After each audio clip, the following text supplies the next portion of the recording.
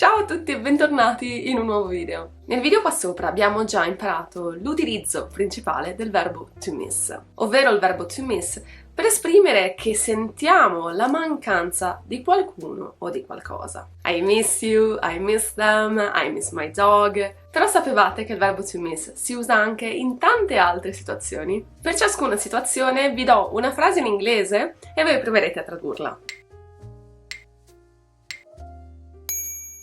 There is 1 hour left until arrival in Milan. Secondo voi come si traduce questa frase? In questo caso la struttura to be left in inglese si traduce in italiano con il verbo mancare, ovvero lo utilizziamo quando manca del tempo o qualcosa per raggiungere un determinato obiettivo o destinazione. Se il tempo che manca è un tempo singolare, tipo un'ora, un mese, un anno, in questo caso utilizziamo mancare alla terza persona singolare, manca. Se il tempo invece è un tempo plurale, 30 minuti, 40 minuti, 50 minuti, allora in questo caso utilizziamo la terza persona singolare, mancano. Nella nostra frase il tempo che manca è un'ora. Un'ora è un tempo singolare, non è 2 ore. Per questo motivo utilizziamo manca. Manca un'ora all'arrivo a Milano. Manca un'ora all'arrivo a Milano. Se il tempo fosse stato plurale,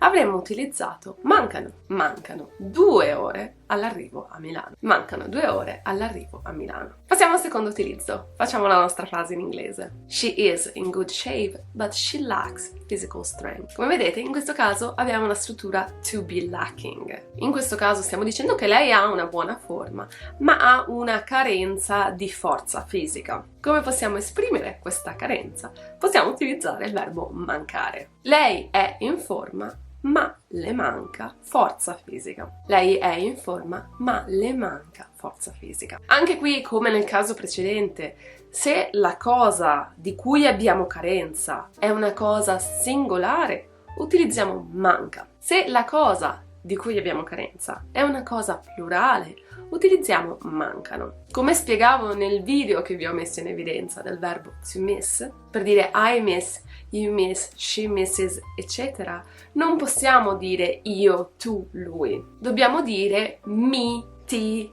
gli, le, eccetera. Ovvero dobbiamo utilizzare i pronomi oggetto indiretti che vi riporto in questo momento. Per questo motivo noi non diciamo lei manca, ma diciamo le manca, per dire appunto she lacks. Facciamo la nostra frase in inglese. I've been away from Italy for 7 months. In questo caso l'utilizzo del verbo mancare è l'utilizzo del to be away, non essere presente in un posto per un determinato tempo. In questo caso però la cosa che non è presente è il soggetto della frase. Quindi, contrariamente ai casi precedenti, dove il soggetto è il tempo mancante o quello di cui abbiamo carenza, in questo caso il soggetto sono io. Quindi dobbiamo coniugare il verbo mancare nelle sue 6 persone. Io manco, tu manchi, lui, lei manca, noi manchiamo, voi mancate, loro mancano. In questo caso,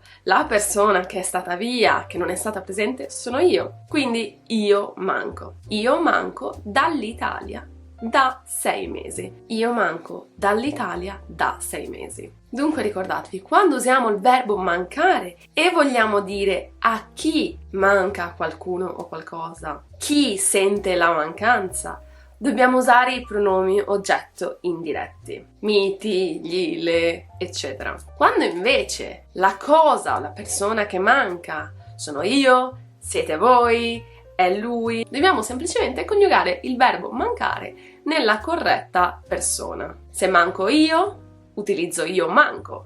Se manchi tu, utilizzo tu manchi. Se manca lui, utilizzo lui manca. Nel primo caso quindi stiamo specificando chi sente la mancanza, chi prova la sensazione di mancanza.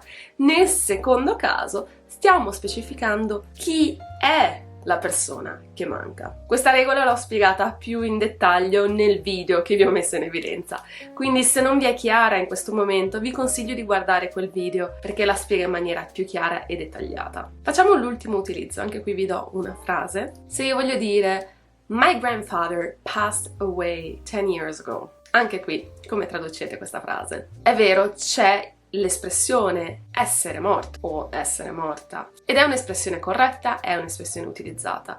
Però forse è un'espressione con una connotazione un po' più forte. È un po' come in inglese il verbo to die, mentre invece il verbo to pass away è un po' più leggero, ha una connotazione un po' più delicata. In italiano per dire to pass away utilizziamo appunto il verbo mancare. Dunque si utilizza quando vogliamo parlare della scomparsa di una persona. In questo caso dobbiamo vedere se la scomparsa è di una persona singola, utilizziamo il verbo nella forma singolare. Se la scomparsa è di più persone, utilizziamo un verbo alla persona plurale. Nella nostra frase di esempio, la persona che è scomparsa è il nonno, quindi una terza persona singolare. Quindi direi: mio nonno è mancato 10 anni fa. Mio nonno è mancato 10 anni fa. Utilizziamo è mancato perché stiamo usando il passato prossimo, è una frase al passato. Il verbo mancare in questo utilizzo richiede il verbo ausiliare essere. È mancato. Abbiamo finito per il nostro video di oggi. In questo video abbiamo imparato altri utilizzi del verbo mancare in italiano. Come sempre vi ringrazio moltissimo per aver visto questo video. Se avete dubbi o domande ovviamente potete scriverli nei commenti e se il video vi è piaciuto mettete un like ed iscrivetevi al canale